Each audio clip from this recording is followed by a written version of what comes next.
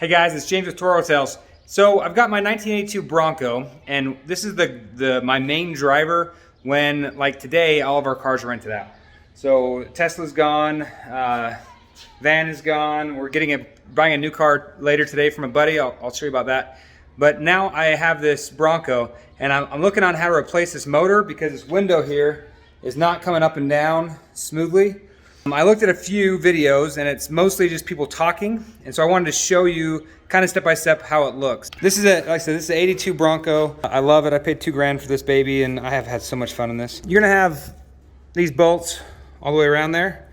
You're gonna just remove all the bolts. This pops up here and you can chuck this wherever.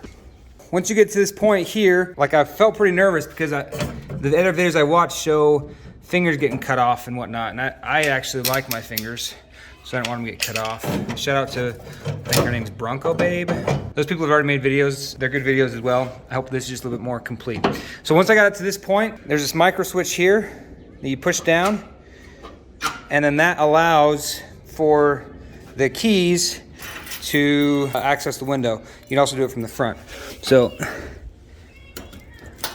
if I push this in there, and then I turn it. So the next step is, you've got these 4 bolts here. They're gonna be just like that. You can take this off. There's just one little screw. That gives you access to this side, but over there you're not gonna have that same access. So if you're doing the driver's side, just do them individually. There's 4 of these. I think they're 7/16 or 11 millimeter. You take all 4 of them off on both sides. Once you've taken them off, then this is gonna pop out underneath here. And so now this side can be moved by hand. This side needs to have the same thing happen. So you can see under here, it's the same thing. I just either need to lift this one up or push this one down, or a combination of both, till those pop out. Once they're out, then you can just slide the window right out by hand. You need something to support it with. This is the very elegant solution I came up with. There's a foam roller. Hold this the rest of the way out. Just so something's supporting it. It actually will sit there by itself, I know, because I just did it, but it makes me feel uncomfortable. Once you're at this spot here, this slides in and out. You can see when I pulled this out is just straight dust. Same thing on the other side. We're just gonna totally clean this out. I took some air and I sprayed out my back, and you can see there was just dust and dirt everywhere. Now it comes to the part where I was like, well, I don't want to die. I don't want to lose my fingers. So back here, you can see this bolt that's closest to me that the light's on now. That one is the closest one, and that one's the other one. And when I looked at this is the motor here we're replacing, right there that I'm touching. And it's already been replaced once. See, this little pin right here is this pin in the middle, right there where the light's on right now. So it's gonna sit underneath there, and then that is attached to this little gear, and this gear is what stops your fingers from getting snapped. So to avoid that from happening, if this is pushed down, simulating that the door is locked, then actually under here, you've got 2 switches. So when you put the key in here, you turn it up or down, then you engage this switch. This little lever hits here or here, up and down as you'd expect. And what you want to do is you want to go all the way until this stopper stops it. So this takes tension off, and now the window is all the way out. This way, when I release this, when I pull this motor out, nothing's going to slam forward, and my fingers aren't going to suffer.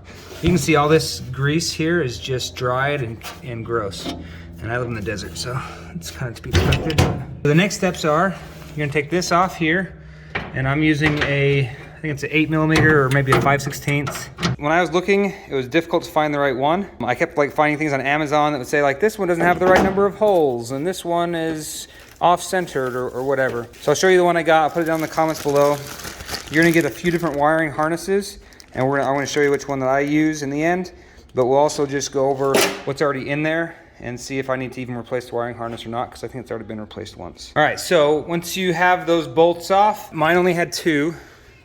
It comes with 3, and I think it's because the 3rd one was drilled in the wrong place.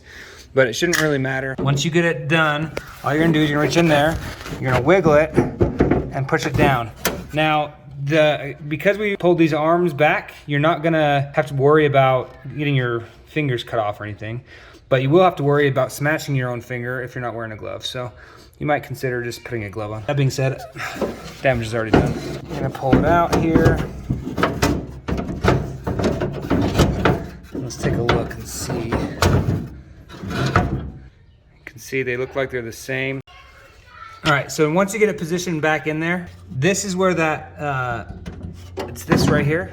This is the old motor. So this is gonna come up through this little hole right here. Now I saw somebody that had taken this entire thing out. That's not a bad idea just to clean it and get it all put back together, but it's really gonna increase the time you're spending on this. So if you're not wanting to spend, I mean, I've been doing this for 15 minutes now, 20 minutes. So if you want to keep it, you know, under an hour for this installation, what I would do is instead of taking this out and then trying to like manually move these arms, which you can do, is just get it aligned where, I can't do this one-handed, but you get it aligned so that this is in the hole, and these gears have to line up just so in order for it to fit in and to have these retaining holes in alignment. So all I did is to get mine done is you push it up there, you put pressure on it. With the other hand, you reach here and you hit the switch, and you just move it a little bit up or down. And when it twists, you're just finding that right spot for it to do there. You can also just try to hold it and then get it aligned this way. That's not too bad either. One more quick note, the bolts that you're gonna get, these are not threaded here. When you push these in there, just make sure you do it nice and straight, and then you're actually the one that's gonna cut the threads into these. This top one I don't think is gonna fit where it is there, so I'm only gonna have 2 bolts, or I'll have to take it out and drill the top one. I suspect I'm gonna be okay with just having 2. All right, so moment of truth here. I'll show you what I did.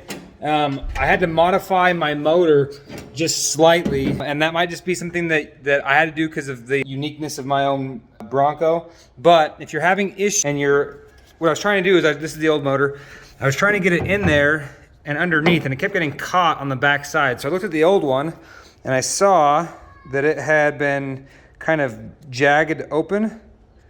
So what I actually did is I used my grinder, but you could use sandpaper as well. Sanded this, the furthest one away from the actual motor. Furthest one away is I had to just grind that down.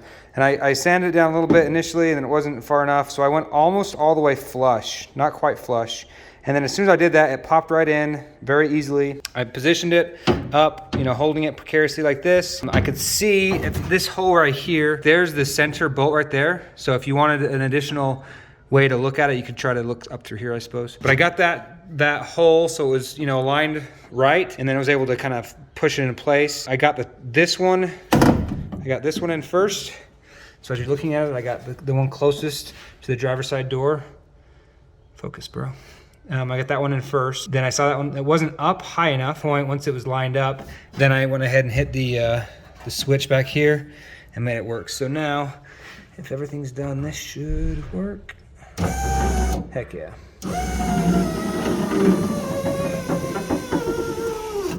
That's all the way down. And so you can hear the motor bogging down as it goes further. So what I'm gonna do is I'm gonna kind of sand this off, clean it all up, get a lot of grease on there. What I didn't do this last bolt. You could easily, there's nothing up here. This is all just plastic. This is all just housing. There's nothing important up here.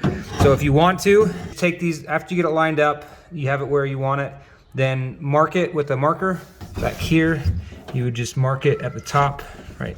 You can't see it, but right where this hole lines up, you just mark it with the Sharpie, pop it back out, drill a hole in there, smaller than the diameter of your bolt. Once you've done that, then you could actually put the last one in there if you were so inclined. I don't think it's gonna matter. I think the bigger issue is just some cleaning up that needs done with these tines. You can hear it when I go up. It's got no issue because the spring is helping it, but when I go down, you can hear it bogging down, and it happens right when it starts getting to all this crap here. So you see this part of it's relatively clean, and it's the same on the other side. All right, we're all cleaned up here. What I did was I used a little bit of WD-40, a scrape brush, and clean everything out. You can see this one turns really freely. Hey, and then this over here, much cleaner than it was. Got kids everywhere, but you can see it's much cleaner on this side. This wheel here is much harder to turn. In fact, when I first did it, I couldn't turn it at all. And so I've just been trying to work it out, and there's actually a little hairline crack there. So that might be worth watching when I connect this back together again. The next thing I'm gonna do is clean off these.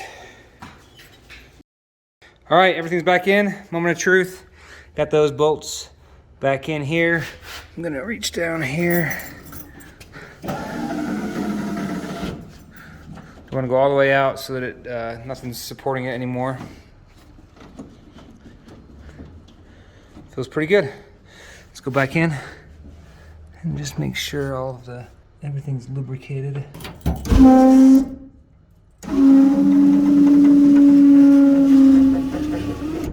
All right, that sounds like the spring is just constricting, which I did not grease. So I'm gonna put a little bit of grease on the spring. Going up's fine, just the going down. All right, so I'm gonna grease the spring real quick and then we'll call it.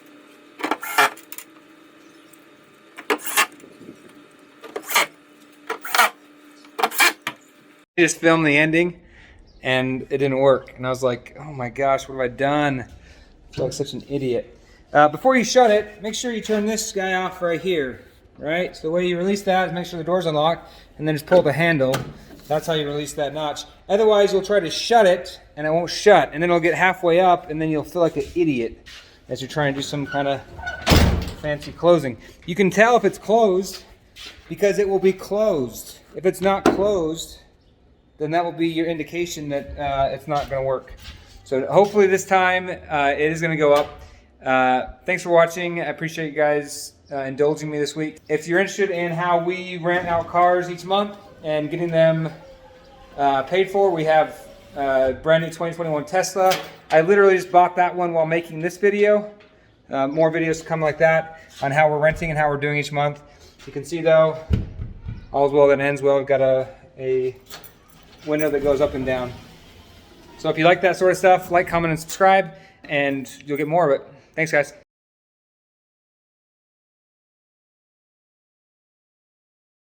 Moment of truth.